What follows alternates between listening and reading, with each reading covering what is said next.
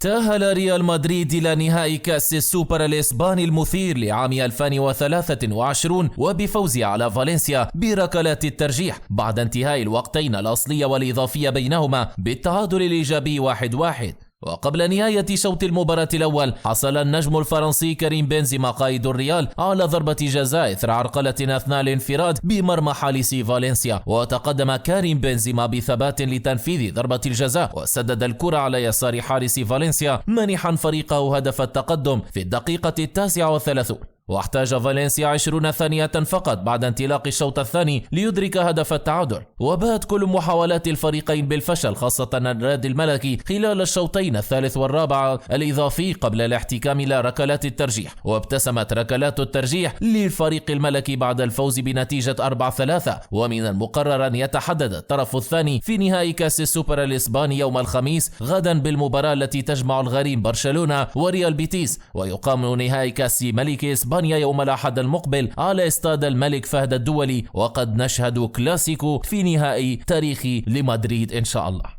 كشفت صحيفة ذا أثليتيك عن وجود اهتمام من أحد أندية الدوري السعودي الإسباني ناتشو لاعب ريال مدريد لضمه خلال الفترة القادمة. وذكرت الصحيفة الإنجليزية الثلاثاء وفي تقرير لها أن ناتشو الذي يمكن أن يغادر ريال مدريد بعد توقف مفاوضات التجديد بين الطرفين، ويمتلك عرضا مغريا من أحد الأندية السعودية. ولم تكشف الصحيفة الشهيرة بعد عن اسم النادي السعودي والذي يرغب في ضم اللاعب، علما أن العديد من اللاعبين العالميين ارتبط اسمهم بنادي النصر السعودي الذي نجح مؤخرا في ضم البرتغالي كريستيانو رونالدو في صفقة قياسية. وقالت الصحيفة ذاتها إنه في حال لم يجدد ناتشو عقده فإن خيار اللاعب الرئيسي هو الدوري الأمريكي، بالإضافة إلى امتلاك عروضا من إسبانيا وكذلك من السعودية. ويلعب ناتشو البالغ من العمر 32 عاما في مركز الدفاع مع ريال مدريد والمنتخب الإسباني، وشارك هذا الموسم في 7 مقابلات وتبلغ قيمته السوقية 5 ملايين يورو. هذا وفي خبر آخر ترددت أنباء في وسائل الإعلام عن وجود أزمة جديدة في غرفة خلع الملابس في ريال مدريد، وذلك تزامنا مع وصول بطل أوروبا إلى الأراضي السعودية للمشاركة في النسخة الثالثة لبطولة كأس السوبر الإسباني بنظام البطولة المجمعة بمشاركة 4 أندية في المملكة، وبدلا من النظام التقليدي بإقامة مباراة واحدة بين بطلي الدوري والكأس. ونقلت الصحف والمواقع الإسبانية عن شبكة ريليفو أن قلب وسط الميرينج النابض فيدريكو فالفيردي رفع راية العصيان والتمرد في وجه المدرب كارلو أنشيلوتي، واعتراضا على اقتحامه في مركز الجناح المهاجم الأيمن لاعتقاده بأن الإصرار على الدفع به في مركز غير مكانه المفضل هو السبب الرئيسي وراء تراجع مستواه من قبل حتى توقف مونديال قطر. وجاء في نفس التقرير أن العشريني الأوروغوياني لا يمانع اللعب في أي مركز يريده المدرب، لكن الفكرة بالنسبة له هو وضعه وتصنيفه الحالي باعتباره الخيار الأول في مركز الجناح الأيمن في خطة كارليوتو المفضلة، وذلك 4-3-3. وحتى عندما يعدل الرسم التكتيكي إلى 4-2-3-1 يبقى في نفس المركز، في حين يتحول رودريغو إلى لاعب وسط ثالث. وذكر المصدر أن فالفيردي بدأ يشعر بالقلق من إصرار المدرب الإيطالي على إشراكه في مركز المهاجم الثالث بجانب القائد كريم بنزيما والسهم البرازيلي فينيسيوس جونيور، لدرجة أنه يضع علامات استفهام وبالجملة على نسبة مشاركته في ذلك المركز بنحو 61% أو 14 مباراة من إجمالي 23 مقابلة منذ بداية الموسم،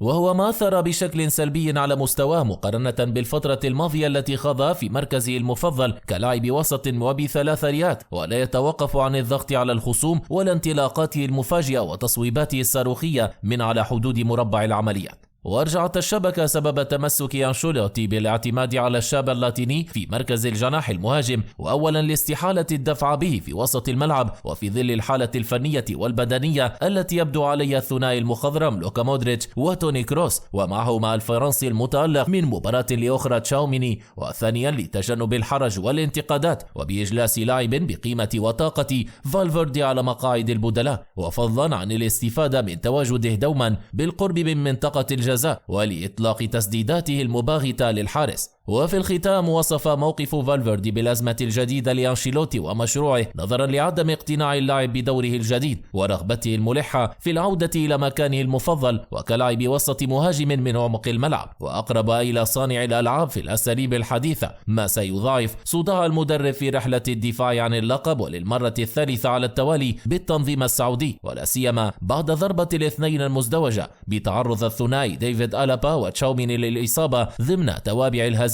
المحرجة أمام فياريال بنتيجة 2-1 في الجولة السادسة عشر. ويواجه لوس بلانكوس صعوبة بالغة في حملة الاحتفاظ بلقب الليغا بعدما أهدر 6 نقاط في آخر 4 مقابلات وبالتجرع من مرارة الهزيمة على يد رايو فايكانو، ثم خسارة عطلة نهاية الأسبوع أمام الغواصات الصفراء، ما منح الغريم لازالي برشلونة الصدارة برصيد 41 نقطة وبفارق 3 نقاط عن الملقي.